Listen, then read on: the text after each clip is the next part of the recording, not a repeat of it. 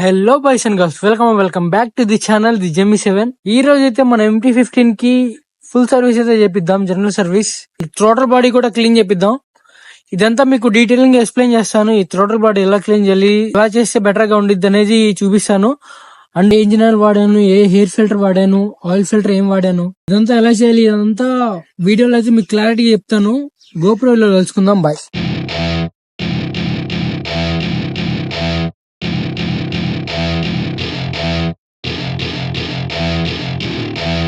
ఇది వచ్చి Yamaha genuine part oil filter.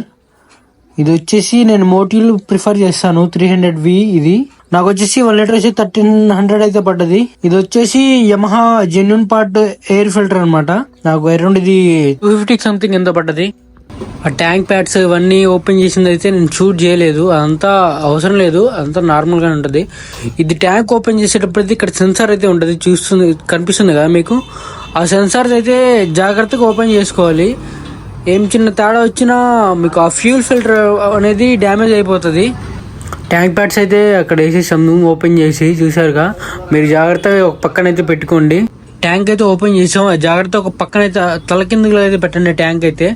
ఇప్పుడు వచ్చేసి ఎయిర్ ఫిల్టర్ అయితే మనం ఓపెన్ చేద్దాం. ఇది వచ్చేసి కింద ఒక లింక్ ఉంటుంది, జాగ్రత్తగా ఇది చేయాలి. మీకు తర్వాత చూపిస్తాను అది కూడా. ఇట్లా బోల్ట్ పోతుంటాయి, మీరు చూసుకోవాలి జాగ్రత్తగా. ఫైనల్ గా ఎయిర్ ఫిల్టర్ అయితే తీసేది, దీని కండిషన్ అయితే చూసుకోవచ్చు ఎంత దారుణంగా ఉందో. దీన్ని అయితే పక్కన పడేసి కొత్త ఎయిర్ ఫిల్టర్ బిగించేద్దాం. ఇప్పుడైతే థ్రోటల్ బాడీ ఓపెన్ చేద్దాం. ఇక్కడైతే కనెక్షన్స్, అదే సెన్సార్ కనెక్టివిటీస్ అయితే చాలా ఉంటాయి. ఆ ప్లగ్స్ అదైతే జాగ్రత్తగా ఓపెన్ చేసుకోవాలి. ఏ చిన్న మిస్టేక్ వచ్చినా సరే సెన్సార్ అయితే డ్యామేజ్ అయిపోద్ది. మీరైతే చాలా ప్రాబ్లమ్స్ అయితే ఫేస్ చేస్తారు. చూసుకోండి, జాగ్రత్తగా అయితే ఓపెన్ చేసుకోండి. ఒక సెన్సార్ అయితే పీకేసాం, ఇంకోటి ఉంది అక్కడ, అది కూడా పీకేసాం. చూడాలి ఇప్పుడు. ఇంకా కింద ఉంటాయి సెన్సార్స్, ఆ కేబుల్ ఉంది కదా, ఆ వైర్, అది కూడా పీకేయాలి. అది కూడా పీకేస్తున్నాడు చూడండి ఒకసారి మీరైతే. అది పీకేసిన తర్వాత ఇక్కడ ఎల్ఎంకి బోల్స్ అనేవి ఉంటాయి, అదైతే జాగ్రత్తగా ఓపెన్ చేసుకోవాలి. ఆ బోల్స్ పోతే మటుకి దొరకడం అయితే చాలా ప్రాబ్లం అయింది. నెక్స్ట్ వచ్చేసి థ్రోటల్ కేబుల్ ఉంటుంది కదా, అదైతే ఓపెన్ చేసుకోవాలి మనం. ఆ థ్రోటల్ బాడీకి కనెక్ట్ అయి ఉంటుంది, అదే కదా మనం రేసాం చూడండి, అదైతే అదిగోండి చూసుకోవచ్చు. ఓపెన్ అయితే చేసేసాడు, అది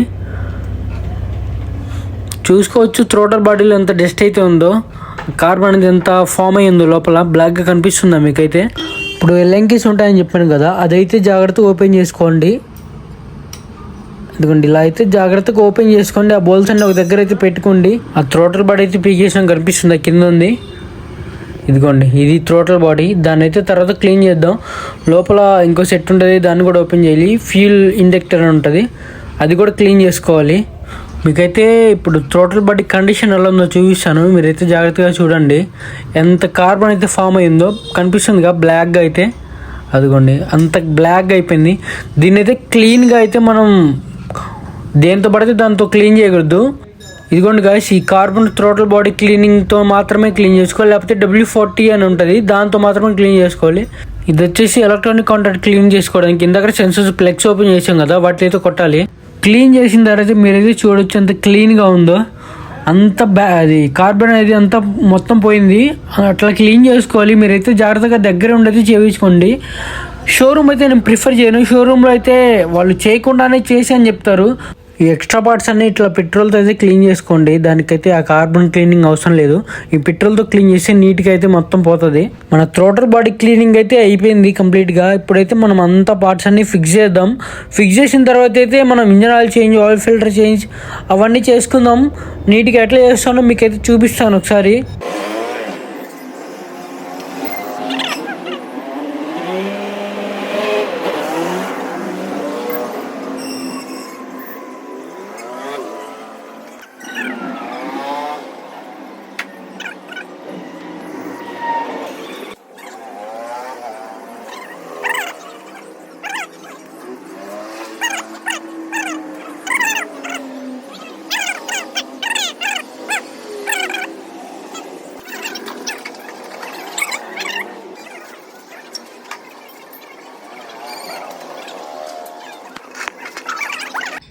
కొత్త ఆయిల్ ఫిల్టర్ అయితే ఇన్స్టాల్ చేసేసాడు, ఎయిర్ ఫిల్టర్ కూడా ఇన్స్టాల్ చేశాడు, అయిపోయింది అంతా.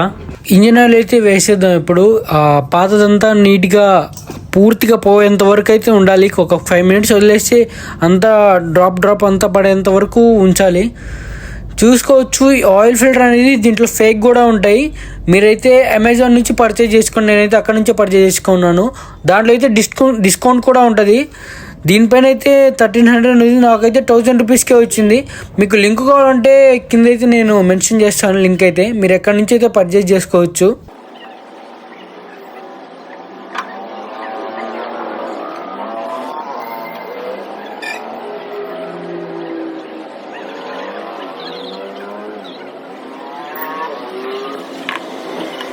సర్వీస్ కంప్లీట్ అయిపోయిన తర్వాత అయితే నేనైతే టెస్ట్ డ్రైవ్కి వచ్చాను.